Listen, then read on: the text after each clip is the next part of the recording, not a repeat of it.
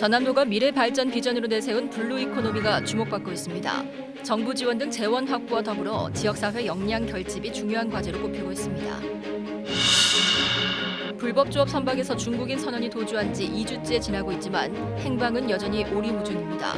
관계기관의 허술한 관리가 도마에 오른 가운데 대책 마련이 시급하다는 지적입니다. 장시간 근로 등 열악한 노동 조건에 처한 택배 노동자들은 더운 여름에도 휴가조차 가지 못하고 있습니다. 권리 찾기에 나선 택배 노동자들의 애환을 취재했습니다.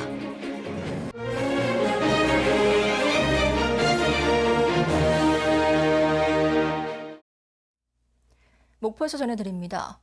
전남도는 최근 섬과 바다, 바람 등 청색의 천연자원을 활용한 블루 이코노미를 전남의 미래발전 비전으로 선포했습니다. 성공의 관건은 재원 확보인데요. 지역사회의 역량 결집이 무엇보다 중요합니다. 박상훈 기자의 보도입니다. 전남의 미래 발전 비전인 블루 이코노미. 섬과 바다 등 전남의 풍부한 청색 자원을 활용해 지속 가능한 성장 기반을 마련하기 위한 프로젝트입니다. 성공 여부는 정부 지원에 달렸습니다. 블루 이코노미의 5대 프로젝트를 추진하기 위해선 8조 원 이상이 필요한데 국가 차원의 전폭적인 지원 없이는 성과를 내기 어렵습니다. 결국은 재정과 예산의 문제거든요. 결국 그런 문제에 부딪히게 되면 다 안 될 수도 있어요. 그렇기 때문에 우리가 적극 노력해야지 대통령님이 말씀하셨으니까 저절로 된다 이런 생각은 안 합니다. 전라남도의 치밀한 전략 수립 여부도 사업의 성패를 가를 수 있습니다.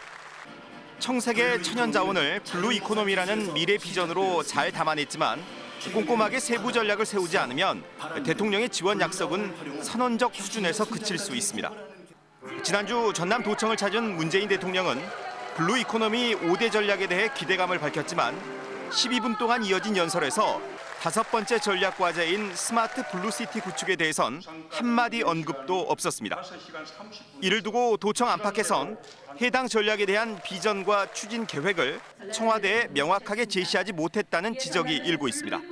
전남의 현안들에 대해서 이제 선언적이고 포괄적인 어떤 얘기들을 해주셨는데 실제로 구체적인 이제 내용들까지 이제 진행되려면은 정부 부처하고 또 전라남도가 좀 더 많은 이제 작업들이 필요한 걸로 보입니다.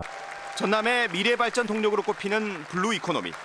전남 발전의 블루칩이 될 수 있을지 기대와 우려가 교차하고 있습니다. KBS 뉴스 박상훈입니다. 신안에 들어설 대규모 해상풍력발전단지 사업이 전남형 일자리로 추진됩니다. 김영록 전남지사는 오늘 기자회견을 통해 최대 50조 원의 자본이 투입되는 해상풍력발전단지 사업을 민간 투자와 한전, 지자체와 정부가 함께 참여하는 일자리 창출 사업으로 만들겠다고 밝혔습니다. 김 지사는 이와 관련해 임금 부담을 줄이는 광주형 일자리 창출도 필요하지만 대규모 민자유치를 통한 좋은 일자리를 만드는 것도 필요하다며 해상풍력 사업을 전남형 일자리 모델로 추진하겠다고 덧붙였습니다. 전남도는 블루 이코노미 후속 대책으로 신안군 해상 일원에 8.2기가와트급 대규모 해상풍력 발전단지 조성을 추진하고 이 사업이 성공하면 11만여 개의 일자리가 창출될 것으로 전망했습니다. 이달 초 불법 조업 혐의로 납포된 중국 어선에서 선원 1명이 도주해 2주째 행방이 묘연한 상태입니다. 당시 중국 선원들을 관리하고 있던 서해어업관리단은 도주 사실조차 파악하지 못한 채 인원 점검마저 허술했다고 합니다. 보도에 손준수 기자입니다. 인적이 끊긴 새벽 시간 목포 앞바다 주변의 한 도로. 모자를 눌러쓴 허름한 옷차림의 남성이 주변을 두리번거리며 길을 걷습니다. 목포의 한 전통시장 골목길에서도 모습이 포착된 이 남성.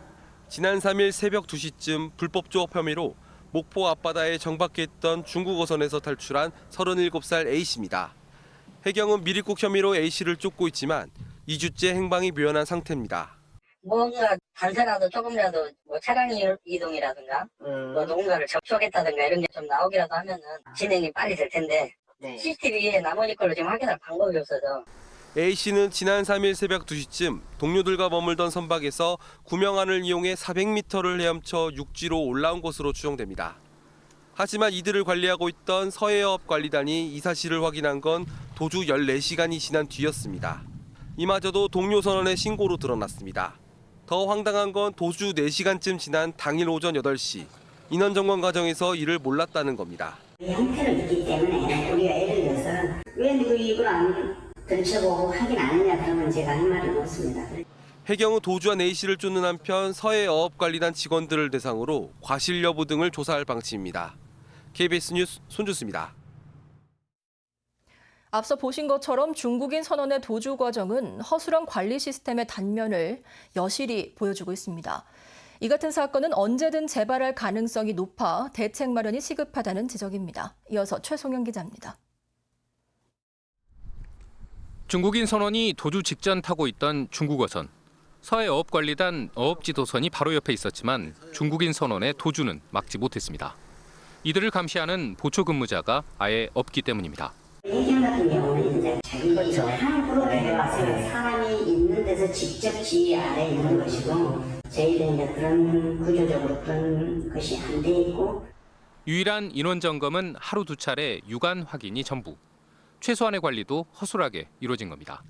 결국 14시간여 만에 도주 사실이 뒤늦게 확인되면서 2주째 행적조차 찾지 못하고 있습니다. 더 큰 문제는 이 같은 사건이 재발하더라도 점검 시간을 피해 도주할 경우 초기 대응이 쉽지 않다는 점입니다.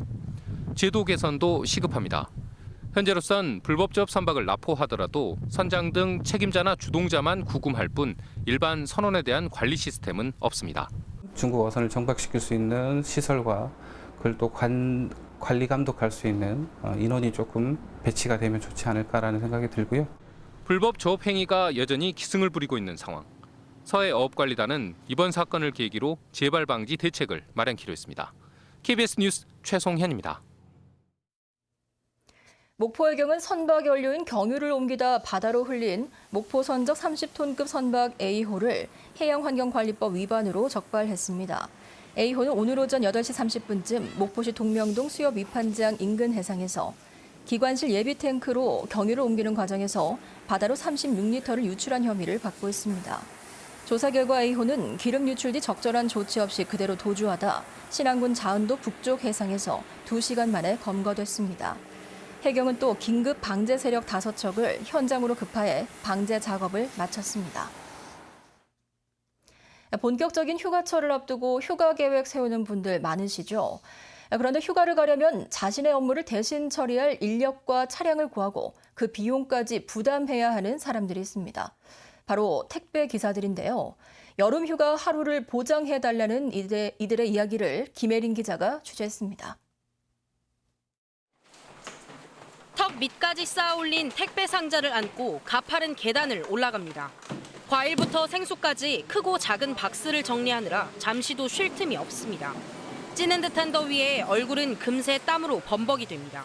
한참 더울 때 같은 경우는 일하고 한 30분에서 1시간 정도면은 그 옷에 물 짜면은 아마 옷에서 물이 많이 나올 거예요. 정병덕 씨가 배달하는 택배는 하루에 400여 개. 점심을 거르고 일해도 퇴근 시간을 훌쩍 넘길 때가 많습니다. 여름 휴가는 엄두도 못 냅니다. 어렸을 때 애들하고 이렇게 사진 찍은 가족 사진들 보면은 대부분 제가 없어요.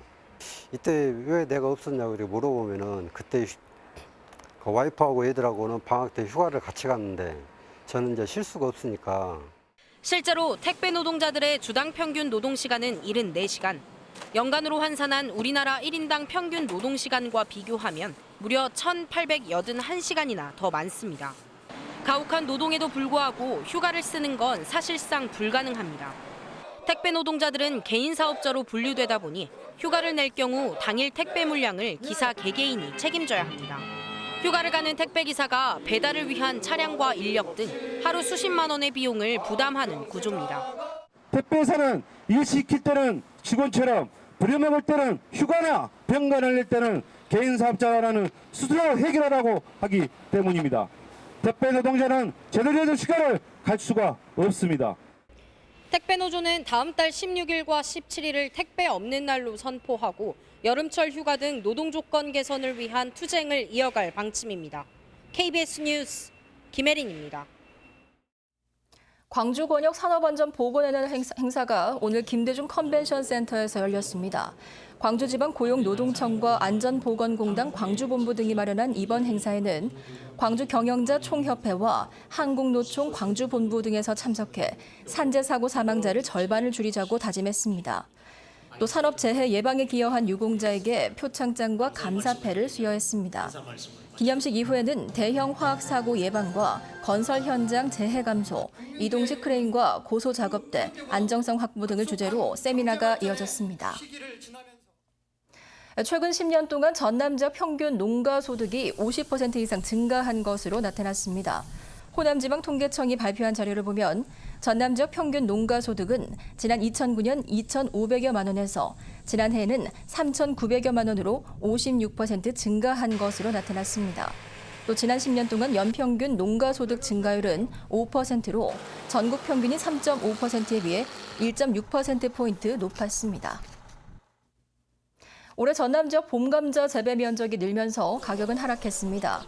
통계청이 집계한 자료를 보면 올해 전남 지역 봄감자 재배 면적은 18,000여 헥타르로 지난해보다 14.7% 늘면서 전국에서 세 번째로 많은 것으로 나타났습니다.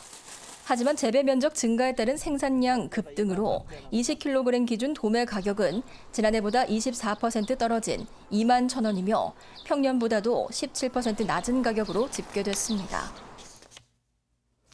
전남도가 도공인 글자체를 훈민정음 창제 당시의 글자체로 교체합니다.